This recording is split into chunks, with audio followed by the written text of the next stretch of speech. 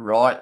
Hey guys, how's it going? Welcome back to the Kiwi Lads channel. In this video, we are going to be doing the live review of the match between the Crusaders and the Hurricanes that has just finished. As you can see, that side, the score was 33 to the Crusaders, 16 to the Hurricanes. So a good performance from the Crusaders in that first half. There is something that happened that really turned the match around, but thank you all very much for tuning in. I do appreciate you being here. Yeah, hopefully we will be able to run through all these stats, and we will have more player stats as well very soon. Yeah, hopefully it will all go smoothly, but thank you all very much for tuning in. I will quickly get my stats up as well. If you are new to the channel, be sure to hit that subscribe button and leave a like if you do enjoy this live review. We're trying something a little bit different. We're doing it live rather than doing it as a kind of replay type thing or just doing it as a video form. But nonetheless, I will get straight into this match.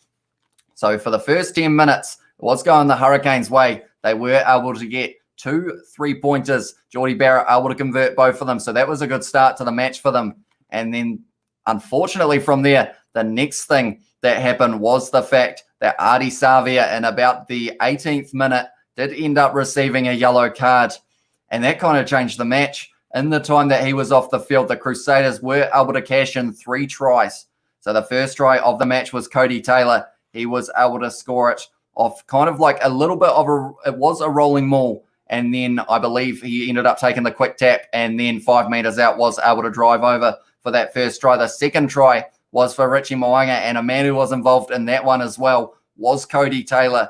And it was a good run up the middle from him, offloaded it to Mitch Drummond. And then from there, it did end up going into the hands of Richie Mo'unga, who was able to score it. That was the 25th minute. Both of those kicks were converted by Richie Mo'unga. Then the next try was scored by Ethan Blackadder in the 29th. So the Crusaders, they just completely turned it up in those moments, and that is what really helped them kind of secure the win almost at that stage, because from there they were actually able to get another try in that first half. It was Scott Barrett who scored it, and the penalties just kept on going against the Hurricanes in that situation. And as we all know, when you don't have the ball, you can't really score too many tries, and that is what the Hurricanes found out there. So then going into halftime, I believe the score was about 26, or sorry, it might have been actually 21 to the Crusaders, 6 to the Hurricanes, if I'm not wrong. So that was it was going to be a mountain to climb for the Hurricanes if they were going to do it. I see Nathan Johnson has said, did you put something in your hair? No, I didn't. I just moved my headphones, which might be why it looks a little bit different.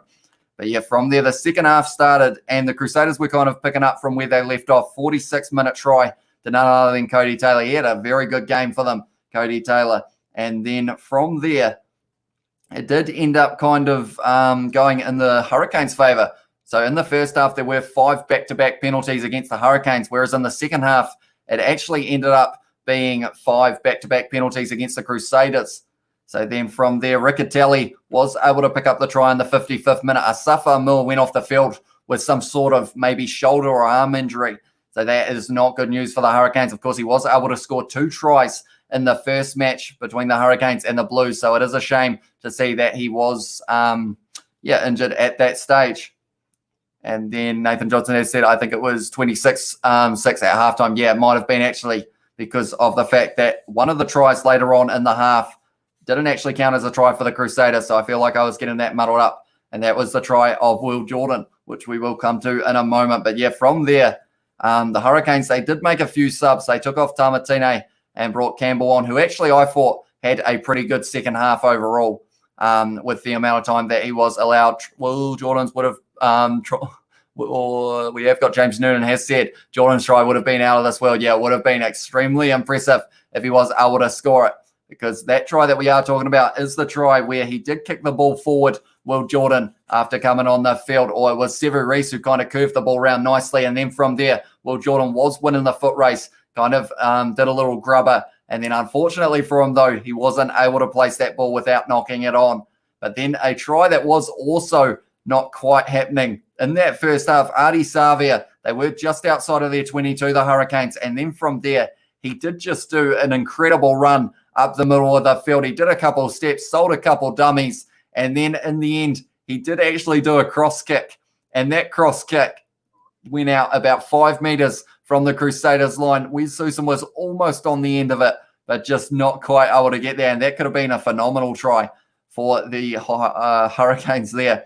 And then I guess when we're thinking about tries that could have been, there was also another one in that first half, and it was Garden Bishop who did end up getting the intercept on a bit of a offload.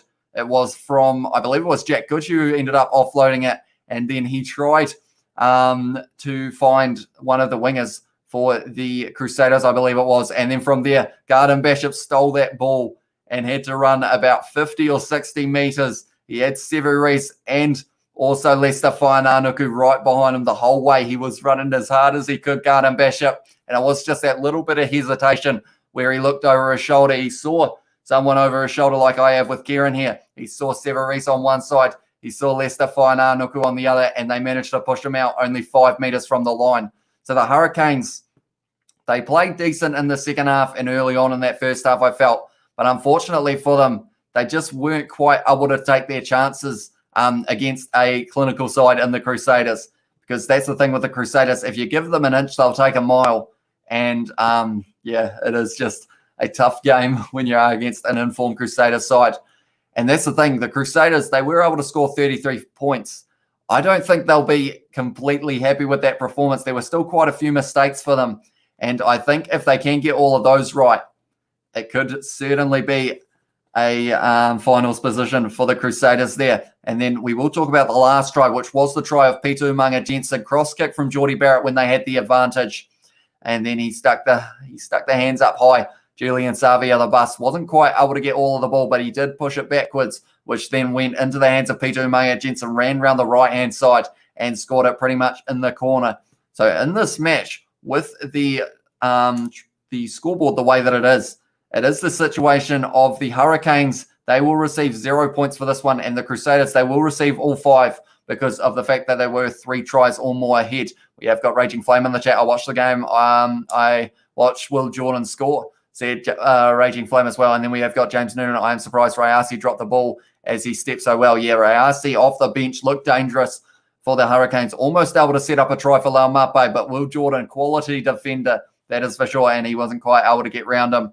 And the impact that I said Will Jordan would have off that bench, it looked pretty prominent throughout the later stages of that first half. And Geordie Barrett, he did put in quite a bit of work throughout this match. But unfortunately for him, just not quite able to get himself a try. They have got Cody Taylor at the moment talking to Israel Dag. They would have had a bit of banter over the years, that is for sure. But looking through the back line of the Hurricanes, Wes Houston, I think other than that cross kick, I didn't really see him that much. I will look at the player stats very soon, and we will get to see if he was doing a little bit behind the scenes. But yeah, I don't actually remember too many times that Wes Houston actually had the ball throughout that first half. Garden Bishop, he had a busy day. Little bit of a limp at one stage, so that is why he went off the half, or went early in the second half off the field. And then it was Billy Proctor who replaced him. And then Ardie Savia, other than his yellow card, he was once again always putting in that shift that he does. In the post-interview, you could see how gutted he was about that yellow card because of the fact that while he was off the field, the Crusaders were able to score 3 tries and pretty much from there win the game.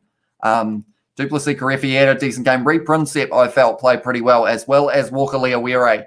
He had a pretty good game for the Hurricanes as well. And then Safa Moore was looking strong once again, but unfortunately ended up getting injured with that shoulder injury. So hopefully that isn't too serious and he does get to come back very soon. But Riccatelli played well, got the try when he did come on the field. So now I will look at the Crusaders lineup. David Arvili, he has got a very long kick on him and they were using it to the advantage of the Crusaders. Sevu Reece, decent game as always. He seems like he is a pretty solid performer on that right wing. Jack Goodhue, he missed a few tackles, but overall I think he had a decent game. Dallas McLeod looking strong in that midfield as well. Whainānuku didn't have that much ball, I don't think, overall, but he did make a few running meters, I believe. Richie Moanga in the number 10 jersey, very decent as well. Drummond played well. Grace had a decent game. Tom Christie put in a shift. Ethan Blackadder was doing well up until he did get a head knock. And I would assume now he's going to be missing a couple of weeks, which is a big shame for him because he's only just come back from a big injury. And to have to miss another couple games, it is just a bit of a shame for him. Whitelock, he is getting up there in terms of the most matches played for a Crusader. I believe he is about 5 matches off being the second of all time with about 157, I believe that would be, passing Kieran Reid and passing Andy Ellis, but then White Crockett's still 50 ahead. I think that will be pretty tough to be able to beat him. Aotearoa, decent. Cody Taylor, phenomenal game for the man in the number 2 jersey. And Joe Moody, decent as well. Off the bench, Will Jordan played well. And then Salisi Rayasi, I felt, played decently for the Hurricanes, other than, of course, a couple little mistakes. And Luke Campbell, I felt, had a pretty good game as well. So that is my review of the players. Now we will be having a quick look at the stats in terms of who was making all the meters. I don't think anyone was beating Jonah Nariki's 195 meters, I believe it was, that he made in the Chiefs. Dallas McLeod looks like he was the most meters gained for the Crusaders, 68 meters and 5 carries, and defenders beaten was 3. So he had a pretty decent game in the midfield for Dallas McLeod. And then also from there, we have got Lester Whainanoku, 10 carries. So he had decent performance. He had a decent performance as well. 57 running meters, 46 for Cody Taylor. So that is very impressive for a forward to have 46 running meters. And not only that, he scored 2 tries, 10 points for the man Cody Taylor. And now all of a sudden, the top try scorers, that's going to be pretty close after this week. But I will be doing a summary video after the this one, probably coming out tomorrow, where I do talk about who is sitting where in terms of the most defenders beaten, in terms of the most try scored, tackles, etc. And defenders beaten, Cody Taylor beat 6. So he matched us. Tell you what, that is actually pretty similar to Asafa Moore's performance against the Blues. He beat 6 defenders, scored 2 tries. Would be interesting to see how many running meters he had in that match against the Blues. I would say that they would probably almost be relatively identical there. And then Will Jordan in 2 carries had 25 meters, almost scored the try. Better defender as well, Will Jordan. So he is going to be looking like a decent prospect if he does start the next game against the Chiefs, unless they give David Havili another go at fullback, perhaps. And then for the Crusaders, that was the Crusaders. For the Hurricanes, Laumape, 82 running meters. Decent from him, Savia, and that is Julian Savia, 43. Garden Basham made 71, about 50 of those. Well, actually, they say he only had 1 carry. So that means that he made 73 meters in that 1 carry. And unfortunately for him, if he was able to make about 70 or maybe about 76, he would have been able to score that try. But Sever Reese and also Lester Whainanoku, very good cover defense. And Salisi Rayasi made 65 meters from 5 carries, so he did very well as well. He has almost a stat in every column in terms of, unfortunately, a couple of those turnovers conceded. Offloads, he had a couple of those as well. So that is in terms of the attack. Now we are looking at the defense. I said Tom Christie had a busy game. He made 15 tackles in that one. Missed tackles too, but 15 tackles, very impressive. Sever Reese managed to win 2 turnovers for his side. Same with Sam Whitelock, who made 7 tackles. So Tom Christie had more than double any other Crusader in terms of the tackles made. So he was definitely putting in the shift on the field, that is for sure. But do let me know in the chat, anyone who is tuning now, who is your player of the match? Who are you giving that to? Also, in terms of, I feel like I know the answer, but I want to hear you guys and see what your opinion is. Who is player of the week for this round of Super Rugby Aotearoa? There is a name that comes to mind, but I will wait and see what you guys say as well. Duplessis Karefi, 14 tackles. Princep, 11. Blackwell, 11. Safamua, 10. 8 for Walker Leawere. So they were making a lot more tackles against this Crusaders lineup, and they had to. I'm going to quickly see the stats in terms of how many tackles they made. And in the end, they did make 110 to only the 79 of the Crusaders. So a lot of tackles were being made for, by them, that's for sure. Missed tackles, they actually had less than the Crusaders. Turnovers 1, they only won 4, whereas the Crusaders were able to win 8. And then turnovers conceded 14 as well. Passes had a few of those. Offloads, decent for both sides. Defenders beat them. They beat more defenders, and they had less carries. So they just looked like they were going to be able to get those tries at times, the Hurricanes, but just the defense of the Crusaders, you got to really just put the pressure on them. You've got to pretty much get about, I'd say, 5 to 10 phases or a very good fast break because of the pace of the Crusaders' backs if you do want to score. And meters carried, they have more of them as well. But 5 tries for the Crusaders, 3 for the Hurricanes, which does mean they get that bonus point. And that will help them be right up the top of the table. I will quickly do some maths while you guys are here as well. So that will mean that the Crusaders are now sitting on 9 points at the top of the table. And second, it would be the Highlanders, who are sitting on 5 points. 4 points would be the Blues, and then from there it would be 0, and that would be the Chiefs, and then also 0 with 2 losses is the Hurricanes. So the Hurricanes next week, they are going to have the week off, and then after that they are going to be playing the Chiefs, who have to play the Crusaders next week. So that is going to be a tough match for them. So we will have to wait and see whether or not they will be able to get a huge upset there. It is going to be a home game for the Crusaders once again. Tough day at the office for the Chiefs, that's for sure. Could be a similar result to the match here against the Hurricanes. But yeah, so anyone who is just tuning in now, I will quickly run through the events of the match one more time. So we did have the try, the first try of the match was scored by Cody Taylor in the 20th minute. Before that, the Hurricanes had gotten 2 3-pointers, 2 penalties, which did lead to 6 points. So at that stage, Cody Taylor got this try in the 20th.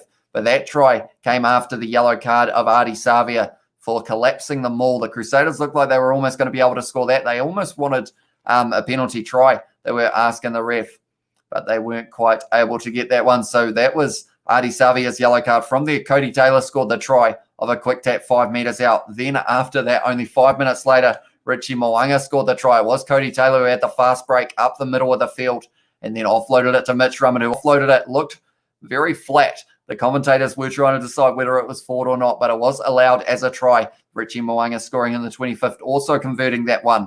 So then from there, the score was 14-6 to the Crusaders, and then they just kept on turning it up. Ethan Blackadder, 29th minute, was able to score a try as well. And then at that stage, 21-6, Ardie Savea just came back from the bin, but by then the game was almost finished for the Hurricanes there. And then Scott Barrett scoring in the 38th as well. So going into halftime, they were 26-6 up. So it was a big struggle for the Hurricanes if they were going to be trying to get back in this match. And then from there, yeah, another try to Cody Taylor. The man was on fire this match, Cody Taylor. And that seems to be actually, throughout these first few matches, the number 2s for each side have actually been pretty decent. You've got Cody Taylor in that first match against the Highlanders. I believe he had a decent match. And Ash Dixon in that match did decently as well. For the match, Asafa Mua against the Blues, he did very well in that number 2 jersey, scoring 2 tries. And someone actually pointed out the only tries up until the 77th minute for the Hurricanes this year were scored by their hookers, number 2s, because it was Riccatelli in the 55th minute who was able to score for the Hurricanes. That was off the injury of Riccatelli. Off the injury of Asafa Mua. So hopefully he is all right. It was a shoulder injury. And then Garden Bishop actually went off the field, and they said he was limping a bit as well. So that would not be good news if that did end up with 2 injuries for the Hurricanes. That is the last thing they want at this stage. That is for sure. But Campbell came on the field for Tamatine, and he did do a pretty decent job. Then in the 77th minute, it was a try to Peter Umaga-Jensen for the Hurricanes of a cross kick for Geordie Barrett, or cross kick from Geordie Barrett, I should say. Julian Savea tried to catch the ball, and it ended up going backwards into Peter Umaga-Jensen's hands. And then from there, he did manage to score the try. And then also something else that isn't good news. Ethan Blackadder actually ended up having a head knock. He was pretty wobbly on his feet. We have got Ryan in the chat as well. Welcome to the live stream line. Ryan, sorry, I called you Lion. And yeah, Ethan Blackadder, head knock. Not good news for the man who's just come back from injury. He did look pretty wobbly, so I wouldn't even be surprised if he did miss probably next week's game and then maybe the week after. I think the Crusaders may play the Blues, or they might have one more week, a bye after that, and then they play the Blues perhaps. We have got Millie in the chat as well, has said hi. Welcome to the live stream, Millie. What did you think of the match? Do let me know. 33 to the Crusaders, 16 to the Hurricanes. And it was another pretty strong performance from the men in the red and black. And they are going to be a hard team to beat this year. The Highlanders at this stage were the closest that any team has come to beating them. And when they are at home next week against the Chiefs, it's going to be a pretty tough day at the office, like I said a little bit earlier. But nonetheless, those are the stats of this match. Next week, the Hurricanes have a bye, says Millie. They do indeed. And then the week after that, they are going to be taking on the Chiefs, who play the Crusaders next week. So the matches next week are going to be the Crusaders versus the Chiefs. And then the next match after that is the Blues versus the Highlanders. Hopefully the alert levels have gone down so that we can have a crowd at Eden Park for that match with the Blues and the Highlanders. But nonetheless, I think that is almost everything that I do have to report on this live stream for the review of the match. I hope you guys did enjoy this. I hope you guys also did enjoy the match. But nonetheless, I think that is going to be the end of this video. If you did enjoy, be sure to leave a like, subscribe to the channel. If you are new, Uncle Bill's is in the chat as well. Hopefully, Hurricanes can beat the Chiefs. That one could be a close match, and it will be possibly more than likely the two teams in the bottom and the second bottom. So I guess fourth and fifth is a better way of describing it. Johnny Blazer said, I like the thumbnail. Two gnarly sized blokes with big happy grins. Yeah, they do look pretty happy, and that is because of the fact that throughout the Super Rugby Aotearoa competition, it's just been dominated by the rolling maul is one of those things that has happened pretty often, and also the fact that so far the tries in the Super Rugby Aotearoa competition, I'm not sure what the percentage is, but a large percentage of them have been scored by the forwards. And I will quickly have a wee check and see if I can find that information for you guys very quickly. We will go to stats. We will go to Super Rugby Aotearoa, and we will have a quick look at the leading try scorers. Have we got that information? I'm not too sure. Player stats, there we go. Who's top tackler, says Johnny Blaze. That is a great question. And at the moment, I will go down to it. The top tackler, tackles one, it is Tom Christie. He is sitting on 28. He made 15 in this match. Well, I believe it was actually 7. No, it was 15. 15 tackles in this match. In second, it's Duplessis Karefi with 23. And then Sam Whitelock and Blackadder both sitting on 20. And I will be running through all of these stats once again in my summary video tomorrow. But we will have a quick look at the try scorers. And at the moment, it is Cody Taylor and Jonah Nariki sitting on 3 each. And then Asafa Mua is on there. And Shannon Frizzell both have 2.